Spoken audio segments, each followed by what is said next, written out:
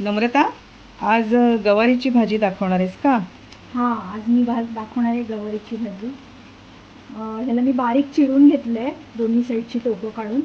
आपण आता याला आधी भाजून घेऊया. भाजली की गवारीची भाजी मस्त होते. आपण याला वाफवून पण घेऊ शकतो. माझी आई ही भाजी वाफवून घेते, म्हणजे एका पातेल्यात खाली पाणी ठेवून त्याच्यावर जाळी ठेवून मग त्याच्यात ही भाजी घालून ती वाफवून घेते.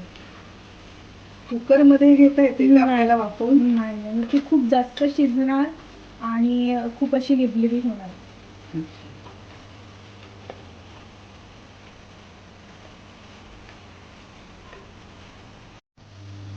आता हे छानपैकी भाजून झालंय. मीडियम फ्लेमवर मी याला भाजून घेतले. आता आपण हे काढून घेऊया आणि मग फोडणीला सुरुवात करूया. आता आपण फोडणीला सुरुवात करतोय. तेल छान तापलंय आपलं. मोहरी घालूया, जिरं,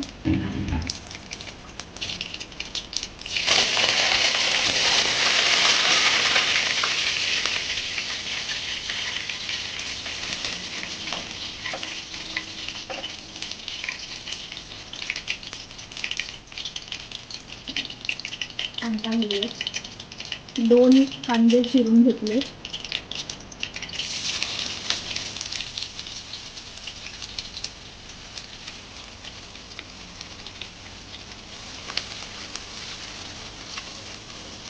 कांदा छान लाल होईपर्यंत आपल्याला परतून घ्यायचा आहे.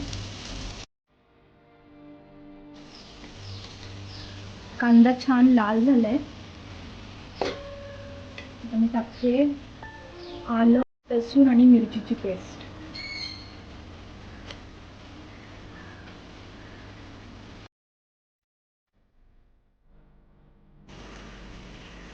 मी 3 छोटे बटाटे घेतलेत. आपण बटाटा शिजायला टाकूया.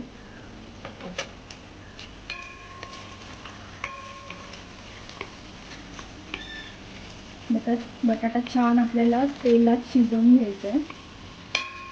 त्यासाठी मी थोडंसं मीठ घालते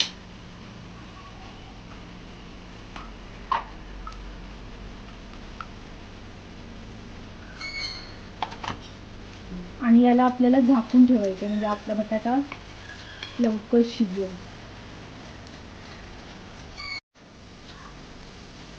बटाटा ऑलमोस्ट शिजलाय.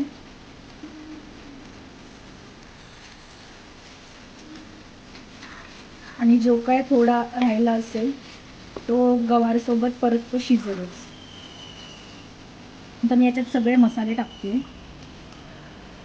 हळद, मिरची टाकली आहे त्याच्यामुळे तिखट अगदी मी थोडंसं टाकते कलर येण्याकरता. आणि हा वेगळे काळा मसाला आहे.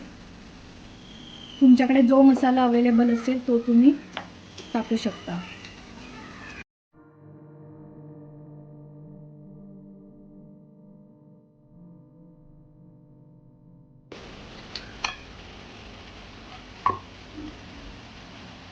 चवीपुरतं मीठ. आपण आधी पण मीठ घातलंय बटाटा शिजण्याकरता.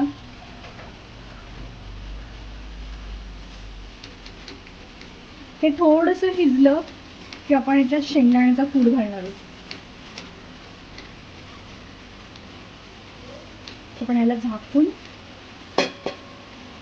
शिजायला ठेवूया.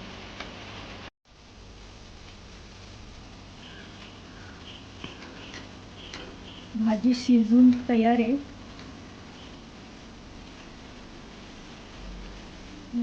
ते शेंगदाण्याचा कूट हा भाजी शिजल्यावरच घालायचा, कारण तुम्ही जर का आधी घातला तर तो खाली लागणार. त्याच्यामुळे भाजी शिजल्यावरच शेंगदाण्याचा कूट घालायचा. आणि आता मी ते कोथिंबीर,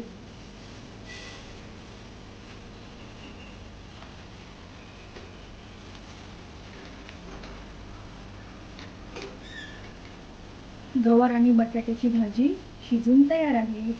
व्हिडिओ आवडले असल्यास लाईक करा, शेअर करा आणि चॅनलला सबस्क्राईब करा.